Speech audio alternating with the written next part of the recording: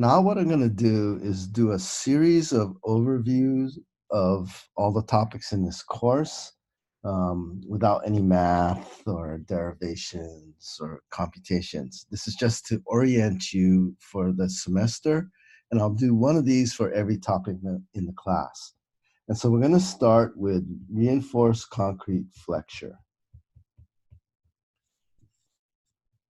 Whenever you bend a beam like this,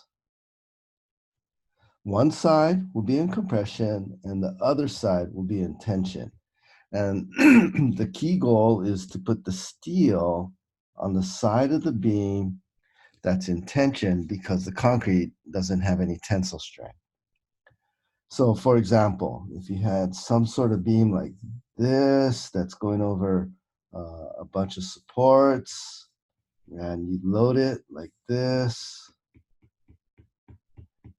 what you're going to have to be able to do is visualize how this beam is going to deflect. It's going to go like this. And so that means compression, tension on the top over there, compression.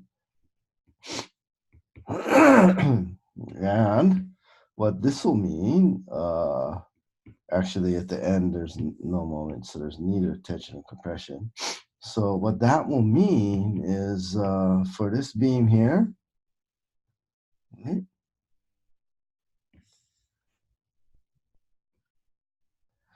there'll be steel in the bottom here, steel on the top there. So let me try in those supports. Steel on the bottom there, steel on the top there, steel on the bottom there. So that's the basic concept of this. But what we're going to learn how to do, so let me draw the cross section of this. You have some sort of beam.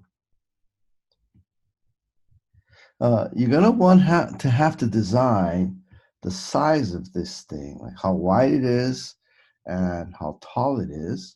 And you're going to have to decide how much steel goes in there. And that's the basic concept of flexure design, is you size the beam and put the amount of steel in there so that you can resist the moment. And you have to put the steel on the right side, on the bottom or the top, depending which side's in compression and which side's in tension. So over here, the beam will look like this.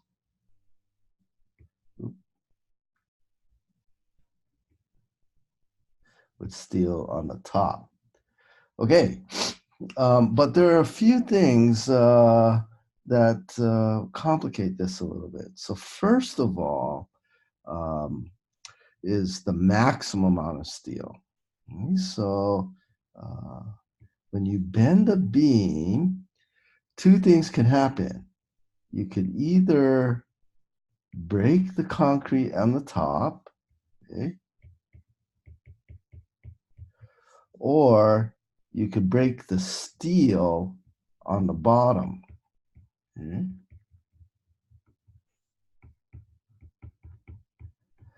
Now, if you were on the Wednesday lab last semester when they had the really high strength concrete, when we tested that concrete and it reached its limit, it just exploded very violently. And so compressive failure was very brittle and sudden. Now, we were not able to do a tension test because our universal testing machine still wasn't working. But if we were able to do it, when you pull a bar in tension, it elongates and it stretches and it breaks very slowly. So the tensile failure is ductile. It takes a long time. It's not sudden at all. So if you were designing a beam and you could decide which would happen first, okay, you would want the tension failure to happen first before the compression failure. because a tension failure is ductile and the beam would sag and it wouldn't explode all of a sudden.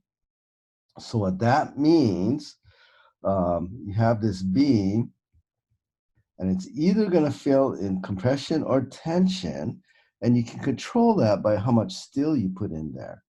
Think of it as a chain. Okay, so here's a chain,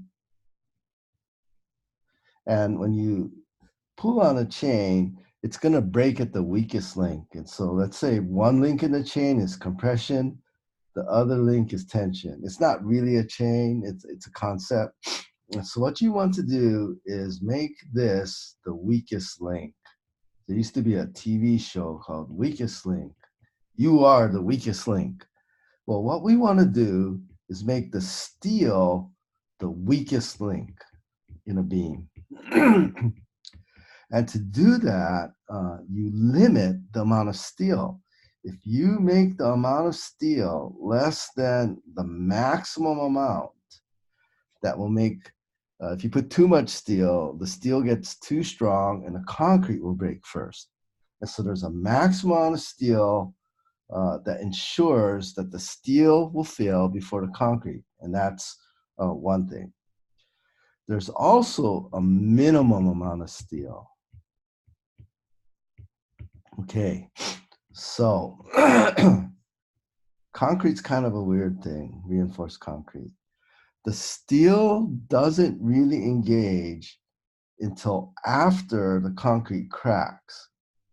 So once the concrete cracks, then the steel goes to work. Until the concrete cracks, the steel isn't doing much. But once the concrete cracks, the steel has to grab all the tensile force and hold it. And so the moment that causes cracking, okay, is called M crack. And then we're going to learn how to calculate how much moment. And so the cracking moment has nothing to do with the steel. Okay? And so we're going to calculate how much moment it will take to completely break a beam. Okay? So there'll be like an explosion up there, break the tension here. Okay, and so first you would crack. Okay, you crack the beam like cracking open an egg. The steel will catch, and then you'll break the beam entirely with MN. Now, here's an analogy. Okay, so you have this bridge, and it says the bridge can hold, I don't know, 150 pounds. And today, you weigh about 149 to 152 pounds, but you need to go across the bridge. So you're worried about it. So what you do is you get a little safety rope. Okay, so here's a tree, and then you get this safety rope and you tie it around yourself before you go over the bridge. However, the safety rope has only a 140-pound capacity. Now, can you see this doesn't make any sense? Because if you break the bridge, that means you are over 150. And if you break the bridge, you're obviously going to break the safety rope because the safety rope can only hold 140. To make this thing work, you need this to be greater than 150, or it doesn't make any sense. You need the rope to be stronger than the bridge as a safety. Okay, so back to the beam. What if it takes 150 foot kips to crack the beam? It doesn't make any sense if you only have enough steel to have 140 kips to break the beam. Because once you crack it, the steel is not going to work as a safety rope. It's going to snap. Obviously, if you cracked it at 150, but the steel can only hold 140, once you crack it, the beam will just snap in half. So what you need to do there's a minimum amount of AS, because the more steel you put in there, the stronger the beam will be, to make sure that MN is greater than the 150, which was M crack. Okay, and that's the minimum amount of steel. Okay, so that is flexure design in a nutshell. We'll learn all the details and the math to do this, but in the end, all you're going to do is you're going to be able to determine the size of your beam, how much steel to put in there so that the strength of the beam, and you're going to reduce it because you're not sure because of Murphy's law, is greater than the applied moment. You're going to make sure that the steel is less than the max, so that the steel is the weak link, not the concrete.